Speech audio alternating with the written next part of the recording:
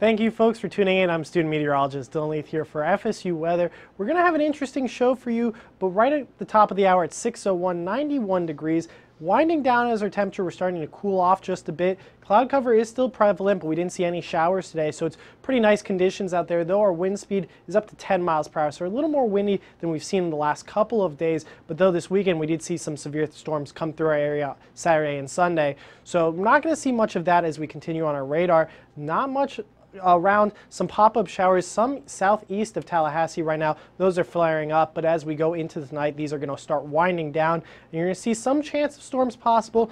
Thunderstorms are less likely as the sun goes down. We're going to get down to 72 degrees by tonight, and then as we go into the rest of the show, you're going to see that front system move through our area that brought in our severe weather. Then we're going to see some increased moisture, and we're going to have your full forecast for the rest of the week. So now we're going to hand it over to Michael to take a look at our local forecast. Yeah, thanks, Owen. It was a very active weekend. Thank God today was a little less active, but in terms of our rainfall for today, we didn't get anything, as Dylan mentioned, and that's below average for today. Usually we get a pop-up thunderstorm here or there.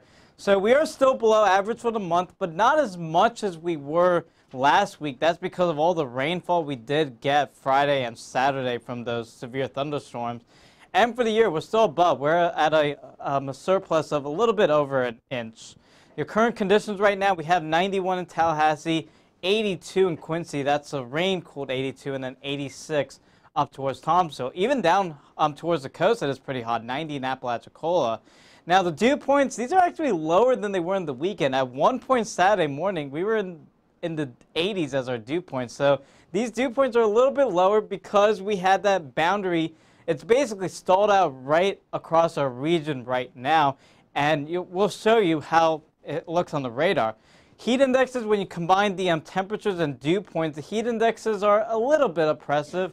95 here in Tallahassee, not as bad as it was yesterday when we had that heat advisory. At one point, our heat indexes were close to 110 degrees. Now, from the satellite and radar, you can actually see where that boundary actually is. A lot of the shower activity is south and east of Tallahassee. A little bit drier air up towards the panhandle right now.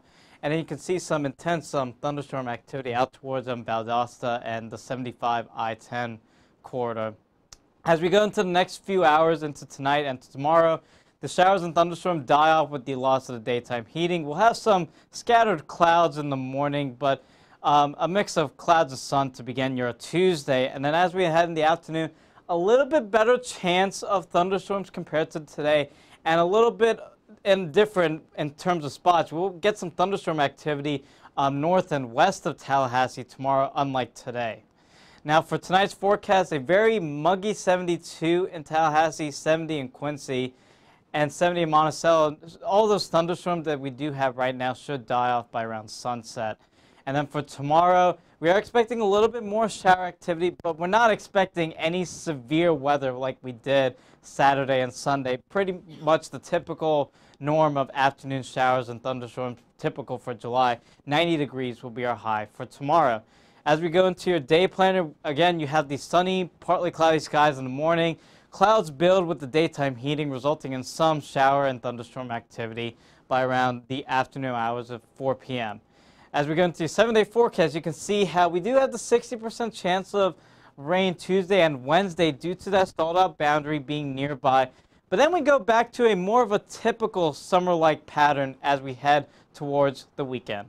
Let's send off to Dylan with the southeast forecast. Thank you very much, Michael. And we've been talking about the stalled out boundary, and it's really easy to see on our radar. We're going to take a look at that just in a second. Our winds really show where the stalled out frontal boundary is. But looking at our temperatures in the southeast, the farther you go west, the warmer it is. 101 degrees in clear skies in Shreveport. Over in New Orleans, they're seeing 93 degrees, and we saw on the radar, you'll see in just a little bit, this dragon breath looking storms off the coast. It's pretty impressive, and as we go farther eastward, you do see a lot more shower activity on the eastern part of the southeast right now, but it's going to clear up as the night goes on. Dew points, relatively similar, though a little bit drier as you go farther west. We did see that short wave come through and lower our dew points just a bit. We're going to see those re-intensify in the next couple of days, and look at this low pressure system really prevalent over Georgia. You can see this counterclockwise rotation and this kink in the winds really indicating where that boundary is and where that low pressure system is located. Do have some gustier winds farther west of the low pressure system, 11 miles per hour in Jackson, Mississippi, 10 in New Orleans, and then 11 in Charleston as well. And look at the radar. You do see this dragon breath looking storm off the coast of New Orleans that I was talking about, and that stalled out boundary, the low pressure system rotating those storms in that counterclockwise rotation. The farther you go west, we talked about that heat. We do have a heat advisory in the orange and an excessive heat warning in the dark pink in places in Texas. Very, very hot out there. Some of the rain that's actually raining over there is not even reaching the ground because it's so hot and evaporating in the air. As we look at our forecast, we do see those showers die down as we go into tonight. Then as we go back in tomorrow, watch this. All these storms pop back into our area. Look at all those popcorn showers coming back and just raining a lot on the eastern part of the southeast. The farther you go west, those staying relatively clear. The low pressure system still dominating the area and bringing all that shower activity. As we go into tonight, the concentration of those storms on the eastern parts, Atlanta, Charleston, Orlando, Tampa, Miami, and Key West seeing the majority of those storms. Farther out west, though, you're going to see some clearer conditions. And then for tomorrow, you're also going to see the same kind of pattern. More storms on the eastern part with that moisture really taking in its effect there. And then farther west, you're going to get that heat and warmer heat and clearer skies. 97 in Shreveport, just a very, very warm day. Heat index values back into the hundreds over there, feeling very warm for much of the western part of the southeast and very wet and warm for the eastern part of the southeast. But now let's take a look at the national with Jake. Thanks, Dylan. Nice to see the severe conditions calming down a little bit in the southeast from what we had this weekend. Of course, a very active situation right here in Tallahassee. Nationally speaking, a couple of stories to really watch. First off, that heat continuing in the southern plains with many spots in Texas at the triple-digit mark right now, including Dallas-Fort Worth at 101, as well as San Antonio at a very balmy 103. Across the eastern part of the country, the moisture is aplenty right now at that upper-level trough that we're really going to see in very good detail. You also see this as a bit of a surface feature, which we'll zoom into a little bit later on. But 60s and 70s, largely for really the eastern half of the country in the dew points. So we'll see areas like Kansas City, maybe up towards Omaha, seeing dew points as high as you might have here in Atlanta or in Tallahassee. Pretty interesting feature there. The surface winds, again, showing you that picture very nicely. We see that counterclockwise rotation, as Dylan pointed out a little bit earlier here, centered largely around Georgia at the surface, and this really interesting contrast between the northerly winds over, say, the Ohio Valley over towards Illinois, and these southerly winds that are really pushing in through much of the mid-Atlantic and fueling some flooding concerns that we'll zoom in on a little bit later.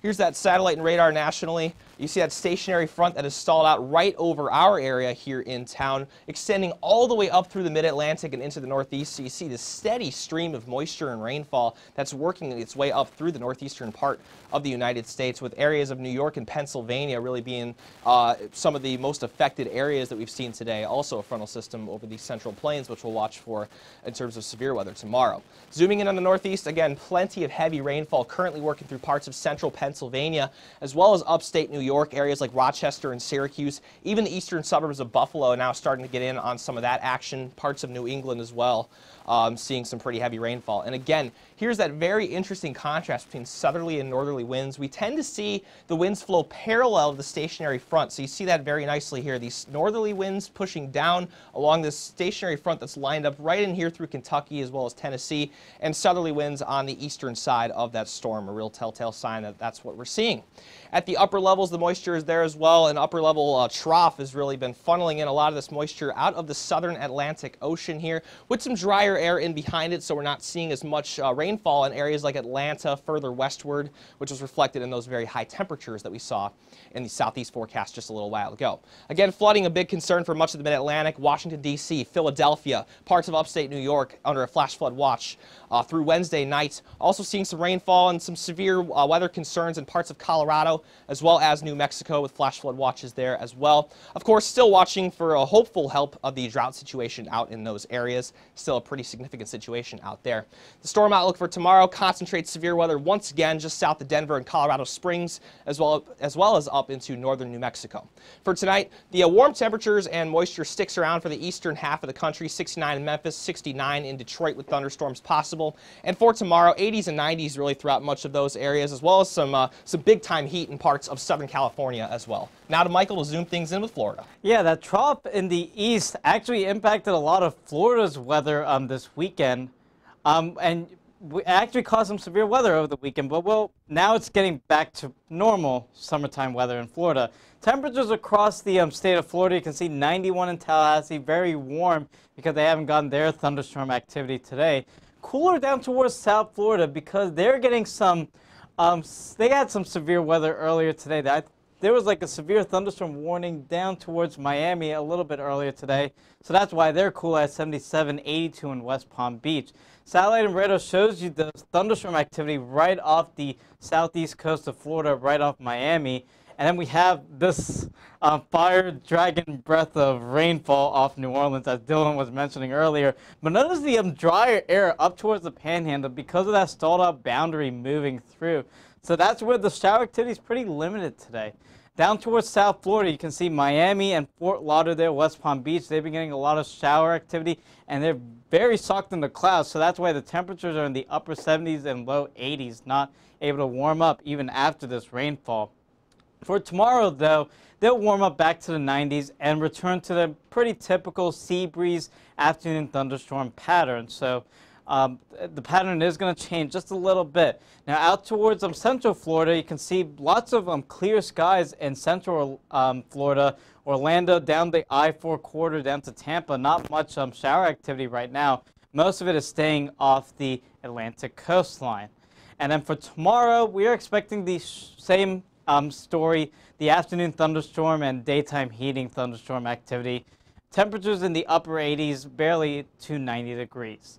Up towards North Florida, Northeast Florida and Jacksonville, you can see there is some shower activity. We do have the stalled out boundary nearby, so there's a little bit enhancement of these thunderstorms for today, but nothing severe warned like we did yesterday in this region. For tomorrow, though, we will return to pretty typical weather once again. And then finally, the panhandle, much drier because of that boundary moving through. Tomorrow, pretty similar story. Finally, let's look at tonight's forecast for the entire state. Very muggy and in the 70s. Now let's send it back to Dylan with a look at our final local. Thank you very much, Michael. And we look at the current temperatures right now towards the end of the, at 6:13, 91 degrees, not much has changed. We still have that cloud cover and the 10-mile-per-hour wind. This is going to be the pattern as we go on into tonight, but we're going to start cooling off, feeling much more comfortable outside. And our current conditions throughout the region, not seeing as much rain as we saw this weekend in the last couple of weeks. The sea breeze really not taking an effect today with the stalled out boundary that's really not allowing those sea breeze showers to come inland. So it's fighting against each other, and we actually did see an impressive outflow, which is the storm rain coming out and the sea breeze kind of clashing a bit, and the stalled out front really just all interacting pretty well on the radar over in the studio.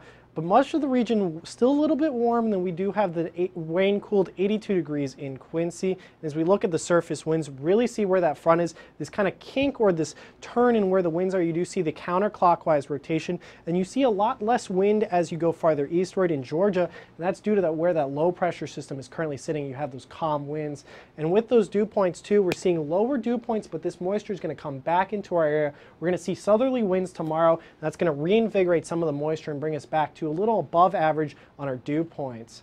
As you look at the heat index, that's when you take the temperature and the dew point and what it feels like outside. 95 degrees here in Tallahassee, 96 in Apalachicola. Not as intense as we've seen the last couple of weeks, but still not great. 95 isn't the best temperature outside. Make sure you hydrate if you are going outside. 95 is very hot.